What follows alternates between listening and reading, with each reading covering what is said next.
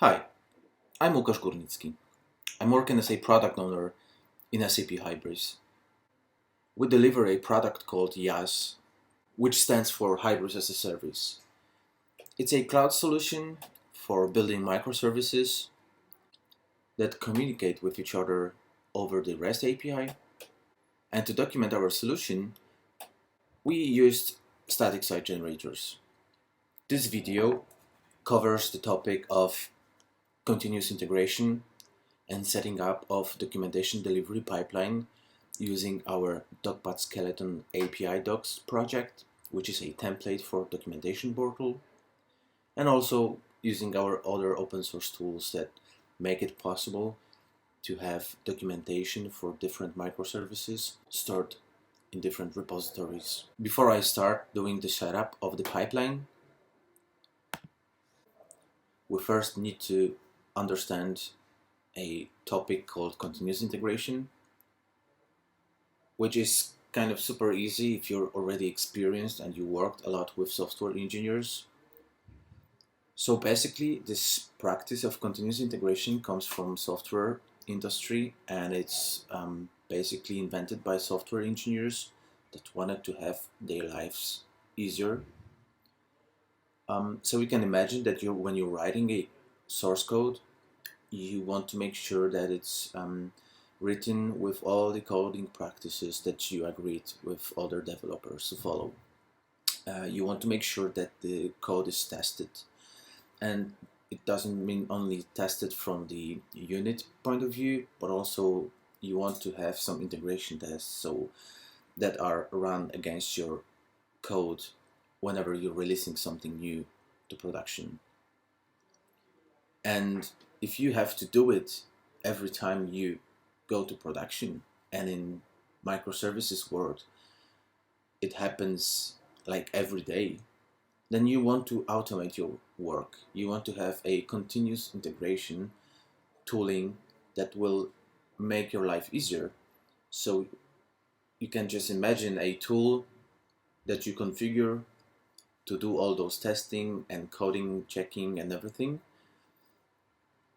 And you want this tool to do the checking in an automated way whenever you're doing changes to your code. The most popular tools are Jenkins. That's the one that is the most popular among developers. But there's also a TeamCity, Travis, which is really popular among open source tooling, and Bamboo. And if you think about content delivery, the continuous integration pattern fits as well very well with it. So you basically want also to have an automated way of getting your source documentation, generating whatever you're generating out of it in an automated manner. So you don't have to have any tools set up locally, but you can have a continuous integration pipeline that is doing the whole generation of your content and publishing in an automated manner.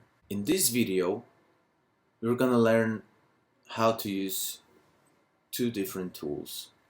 So the first one is Travis CI, which is a continuous integration tool which you can use for free if you have an open source project on GitHub. And you're gonna also understand how to automate publishing of your static web page with the GitHub Pages solution that is also available for free for open source projects. Okay, so first we need to sign in to Travis. So let's scroll down a bit to see the instructions. Before we sign in, remember that there's one prerequisite for this video. Travis requires a command line tool that you have to have on your laptop. The prerequisite for this command line tool is that you have to have a Ruby installed first. Here you have links also for Windows version. And then you install the command line with such call in the terminal once you have Ruby installed. Only that. And once you have the tool, let's sign into Travis. So let's go to the link. Let's open it up in another tab. And because you already have a GitHub account, because you did the previous videos, you can just click on sign in. And that's all. So you're basically quickly signed in using your GitHub account. Next step, you have to enable the Travis CI for your particular project. And you will have to do it for the fork of DocPad Skeleton API docs. So let's go and do it for me. So I went to the profile view of my account and I can see that I have 4 different repositories. But this one is the most important, DocPad Skeleton API docs. And enabling means just click here. And that's it. So now you have this connection between GitHub and Travis. Next thing is you have to locally generate an SSH key. So basically now you're gonna have to create a SSH key so you can allow Travis to commit changes to your repositories in your name. And that's the best and the most secure way to work with Travis and GitHub. So there are basically 2 ways to do it. Either you do it through GitHub token, but the problem with this solution is that you're assigning token that will give access to all your repositories. And if by accident it's gonna leak, somebody can really harm all your repositories. With SSH key approach, you're using another solution from GitHub, which is that you can have an individual deploy key for a repository. So with this approach that we'll do here, you really assign rights only to a specific repository. Okay, so now let's follow the instructions from section setup SSH for your repository. So first we need to clone your fork of DocPad Skeleton API docs. So let us go to DocPad Skeleton API docs, the fork. So in my case, this is the one. Let me go to clone or download button and copy the link. And now let me go to the terminal. To clone the repository using the terminal, you need to have a Git command line tool installed. You should have it already because it was a prerequisite for a previous video about DocPad Skeleton. So to do it, I just need to do git clone and put the link of the repo. But in my case, I'm just doing it for a presentation purposes. So first I will just create some directory which after this video I can remove. So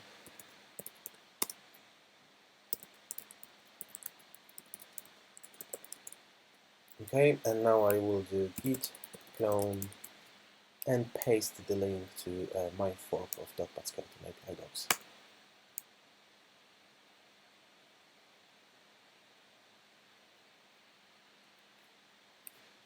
In the meantime, when it's cloning, let me copy the name because that's going to be a folder name of cloned repo. And once it's cloned, we need to access this folder. Okay, so the skeleton is cloned. Let me now just access the skeleton and paste. As you remember, I copied the name and just pasting it now. So cd and open it. And now I'm in the skeleton. Let us take a look on further instructions. So you cloned the fork of your skeleton. Now we need to generate the SSH key. Depending on your operating system, you're going to do it differently. The command will be the same, but just to trigger it, in case of Windows, it's a bit more complicated because you have to separately open a Git bash, which is installed together with Git client. Because Git bash has SSH key generator installed with it. So to call it, you have to open git bash. But I'm on Mac, so let me just copy and go to the terminal. Paste it and replace the placeholder with my real GitHub email address.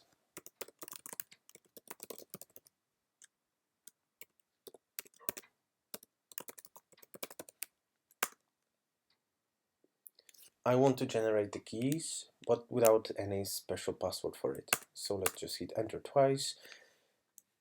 And simple as that. So I have now two new files generated. Let me prove it to you by calling git status, which in this case git status tells me if there were any changes done by me in the cloned repository, and it will tell me if there is really something you created or not.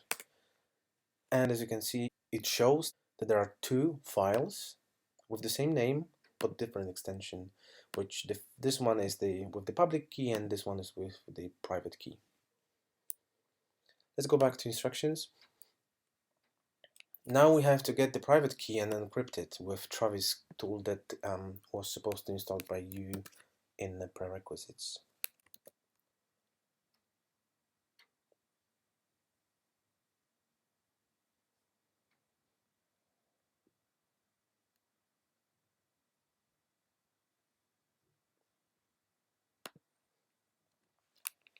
So paste the command. There's nothing to change because deploy key is deploy key. Let's hit enter.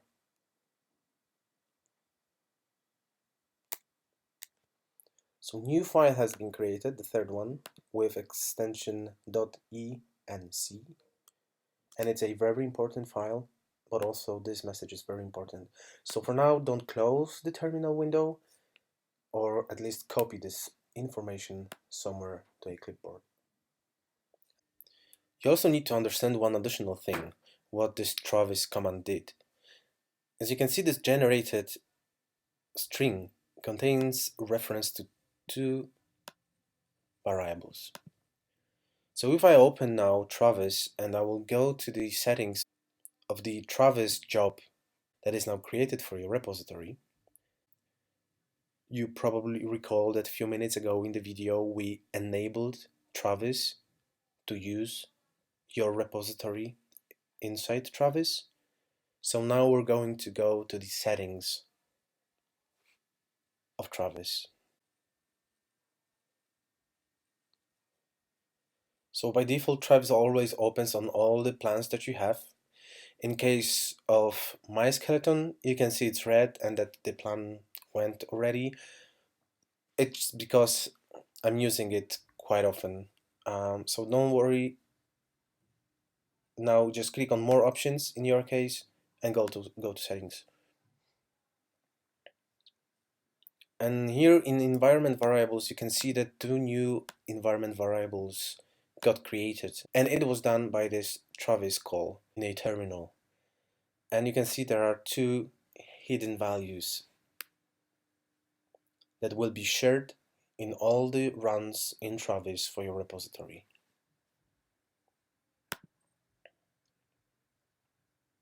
So now, once we have everything actually in place, we have to tell Travis how he should actually tackle your skeleton.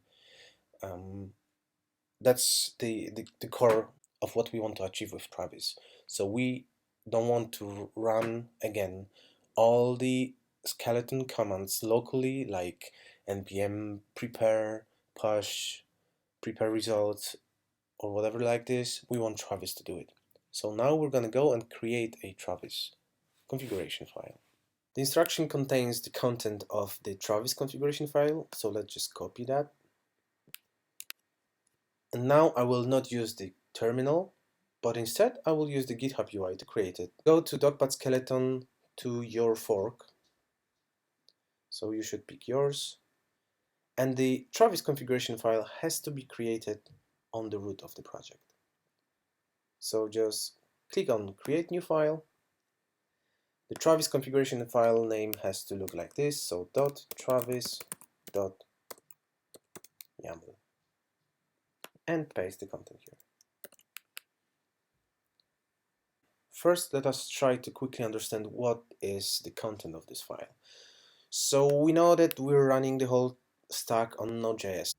This project is a Node.js project, and you also need to have this particular version of Node.js to run the plan. Then we need to tell him you're gonna do all the commits with this information. So we know it's coming from Travis. We need to know where we should commit the generated HTML files.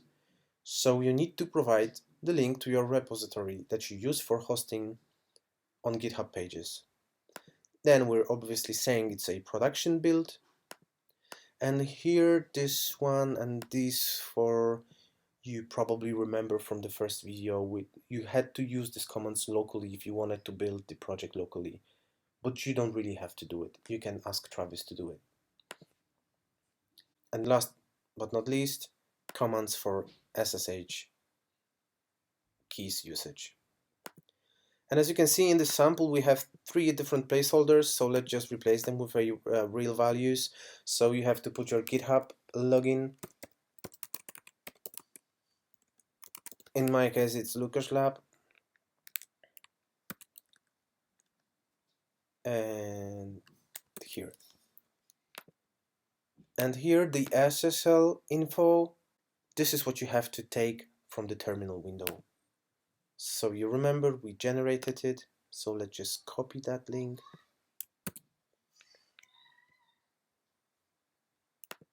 And paste here in configuration file. And that's it. We don't have to add any command because it's already here. We just need to add more description.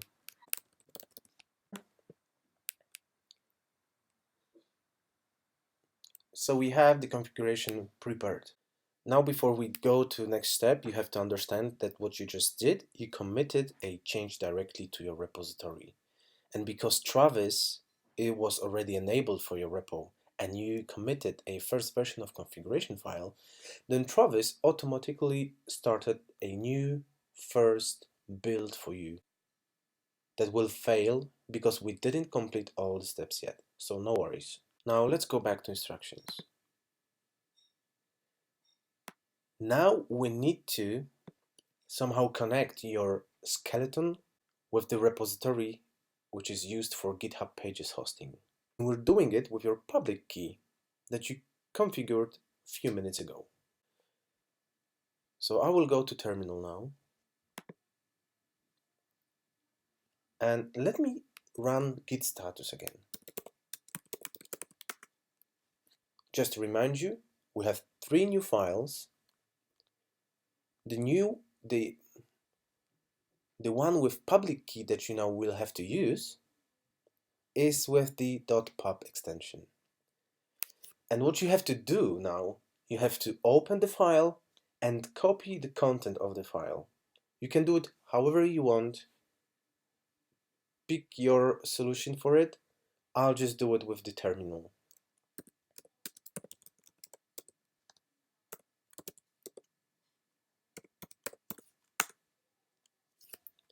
I can see the content here. So let me just copy that. And once you have it copied, you have to go to GitHub.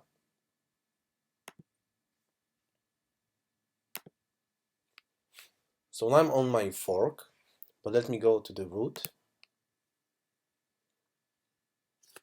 And as you can see, this is the repository that we're using for GitHub Pages hosting. So let me open that repo. I'll go to settings and the deploy keys. Here I have to click on add deploy key. We'll name it deploy key. And here I have to paste my public key and tick option allow write access, which will allow Travis to commit HTML files and other files generated in the plan to this GitHub Pages repo. Click on add key and we're done. The last step, the last missing file is the encrypted file which you still have locally. So let's go back to the terminal. So we reused public key already. We don't want to do anything with the real private key, but we need to push to the repository of your fork this encrypted key. That's easy to do, just do git add deploy key.enc.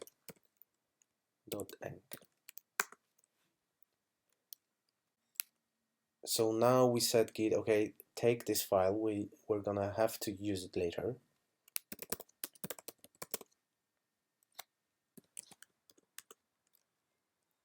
That's done, and we need to push it to the server.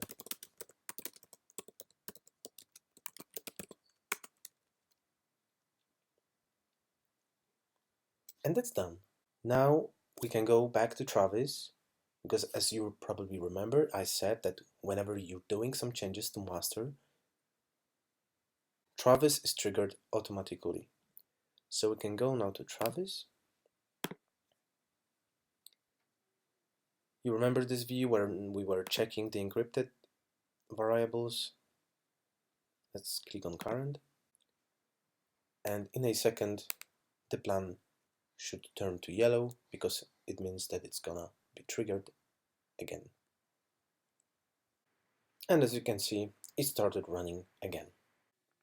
So as you can see, the plan completed successfully, but we need to prove that it's successful, right? And that the whole pipeline works. So let us go back to GitHub, to the root of all the projects you have, and the fork that you created during last video, Minerva.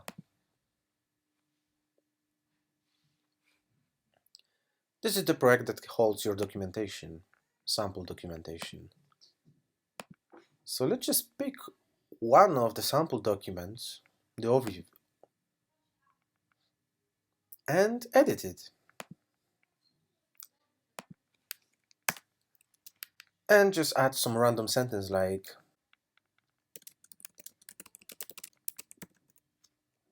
okay, so we have the sentence. Let's commit it with the default message.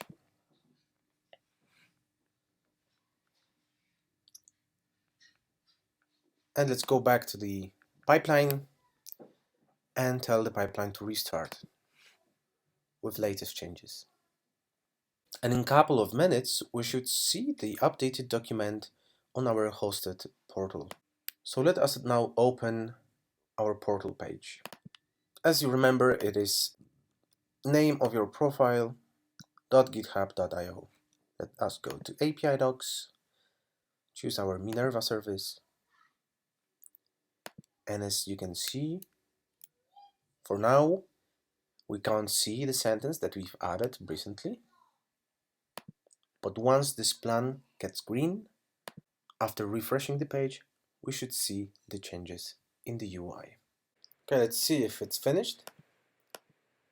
And yes, we can see the job is completed and green. So we're going back to our web page, refresh it. And as you can see, I can see the sentence in my portal, and it means my pipeline works well. Which basically means it all worked. So just to sum up what we did, we changed content of a Minerva repository, and we went to Travis, just clicked on restart job, and Travis did the whole trick for us. So he picked our latest changes, he took them, generated HTML, and published it automatically to GitHub pages so anybody can see it on production. And if you remember from previous video with the registry approach, how our pipeline knows that Minerva holds some documentation, you can add as many Minerva-like repositories with the content as you want and keep the sources of documentation for different topics separately, but then at the end you have one plan that you have to restart and get all the changes from all those different repositories to production. That's all. Thank you.